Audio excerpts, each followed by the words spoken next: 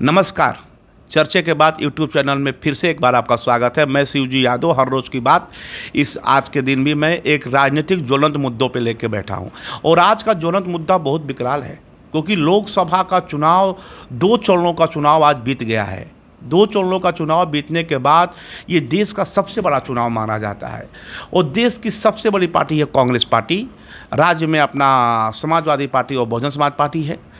एक गठबंधन भी बना है तथाकथित इंडिया, जिसमें कांग्रेस और सपा एक साथ है। बीएसपी पूरे देश में अकेले चुनाव लड़ रही है। मैं कहना ये चाहता हूँ कि अगर आप 10 साल किसी सत्ता का विरोध करते हैं और अगर वो चाहते हैं सत्ता परिवर्तन करना, तो उसमें त्याग की भावना होना बहुत ज़रूरी है। आज के डेट में ये कहना गलत नहीं होगा कि सभी राजनीतिक पार्टियाँ देश हित या समाज हित या जनता के हित में चुनाव नहीं लड़ रही है। वो अपनी निजी स्वार्थ और निजी हित की लड़ाई लड़ रही है।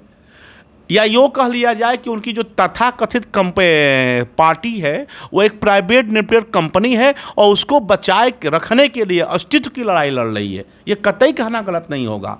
मैं सबसे बड़ी जिम्मेदारी कांग्रेस पार्टी को दूंगा। विपक्ष की सबसे बड़ी पार्टी है। आज अगर इंडिया गठबंधन नहीं बन पाया तो इसके मुख्य आरोपी सिर्फ कांग्रेस है। जो नीतीश कुमार जी बार बार कह रहे थे कि आप दिसंबर तक कौन कितनी सीटों पे चुनाव लड़ेगा इसकी घोषणा कर दीजिए, इसकी फाइनल कर दीजिए, लेकिन उनको भारत जोड़ो यात्रा के बाद न्याय यात्रा निकालनी थी। पता नहीं उस न्याय यात्रा से क्या मिलना था, कुछ मिला कि नहीं मिला, पर गठबंधन टूट गया। और आज राहुल गांधी जी की देखिए, 26 तारीख को वायनाड से चुनाव लड़ रहे थे। जैसे वोटिंग वहाँ पे ख़त्म हुई तो अब जनता को बता रहे हैं, देखिए अब तक वो रायबरेली अमेठी उनकी गठबंधन सीट उनको मिली थी उत्तर प्रदेश में, पर रायबरेली और अमेठी से कोई कैंडिडेट घोषित नहीं किया गया। जब 26 तारीख को मतदान हो गया तो वहाँ के जनता को तो गुमराह किया आपने कि हम आपके यहाँ से चुनाव लड़ रहे हैं, और जैसे वहाँ के जनता से वोट ले लिया तब आप घोषणा कर रहे हैं कि हम तो अब अमेठी से भी लड़ेंगे।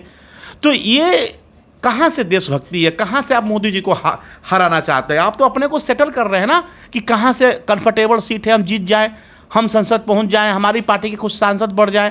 आप मोदी के लड़ाने के लिए एक गंभीर लड़ाई बताइए जो सड़क पे आके लड़ी हो। भारत जोड़ो यात्रा आपकी न्यायिक यात्रा थी, ठीक है, आपको उसमें फ़ायदा घाटा जो भी हुआ हो, लेकिन क्या ये सच्चाई नहीं है कि जो आपको दिल्ली में गठबंधन धर्म निभाना चाहिए था, सारे रीजनल पार्टियों को लेके गठबंधन बनाना चाहिए था, उसमें बनाने में आप नाकाम हो गए। आपके पास बेरोजगारी और महंगाई जैसे बड़े ज्वलंत मुद्दे थे, पर उस पर आप नहीं घेर पाए। आप अपनी निजी, और मज़े की बात है कि कांग्रेस के वरिष्ठ बड़े बड़े नेता, मैडम सोनिया गांधी, अशोक गहलोत, कमलनाथ, दिग्विजय सिंह समेत बड़े वरिष्ठ नेता, पी चिदम्बरम साहब डिक्लेयर कर दिए कि हम चुनाव नहीं लड़ेंगे 24 का। मैसेज किया जाता है। कोई अपने जगह पे अपने सीट पे अपने बेटे को सेट कर रहा है।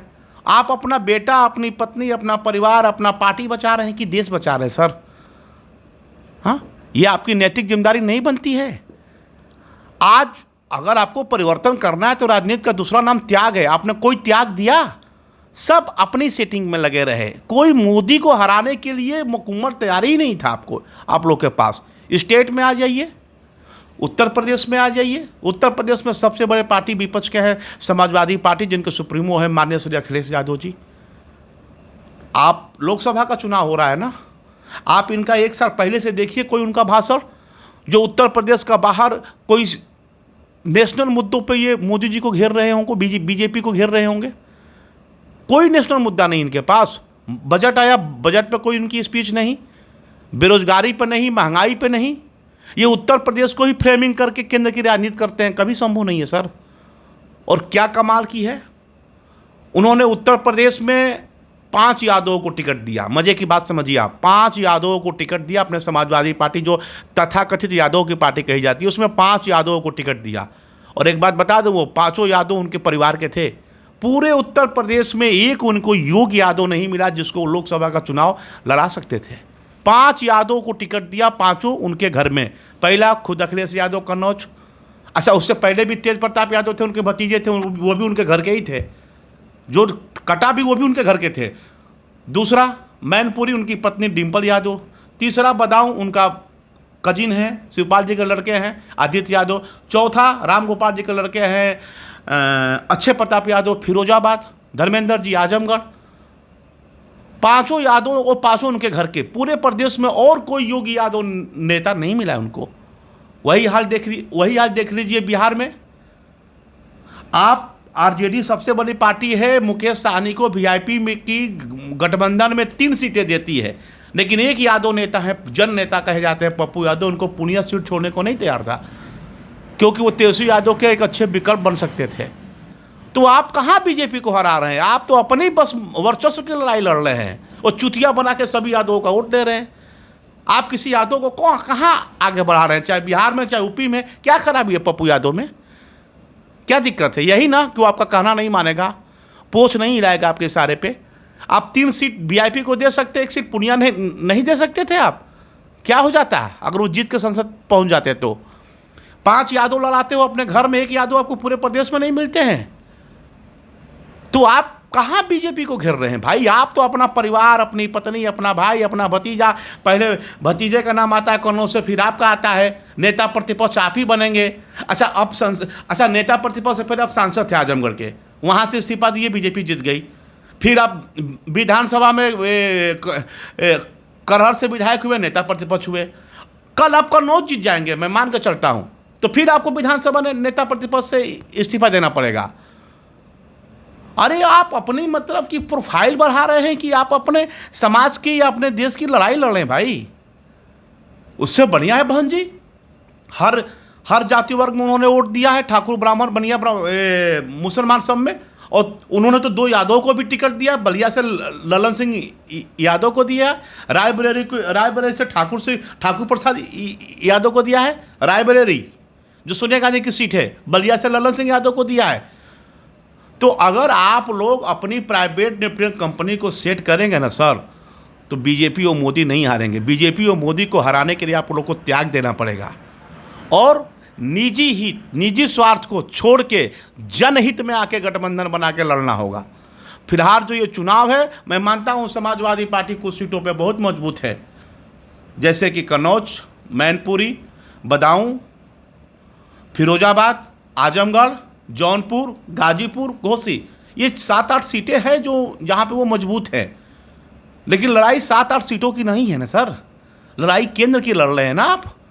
अब 5 सीटें 7 सीटें जड़ के 5 लोग आप ही के घर में सांसद बन जाए, पूरा प्रदेश खाली हो जाए, तो आप अपना पार्टी, अपना परिवार, तथाकथित जो आपकी पार्टी है वो प्राइवेट नेटवर्क कंपनी बन के रह गई ना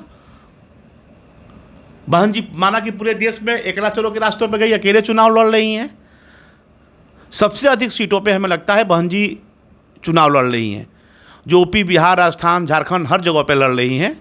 कम से कम वो दमदारी के साथ चुनाव को लड़ तो रही है।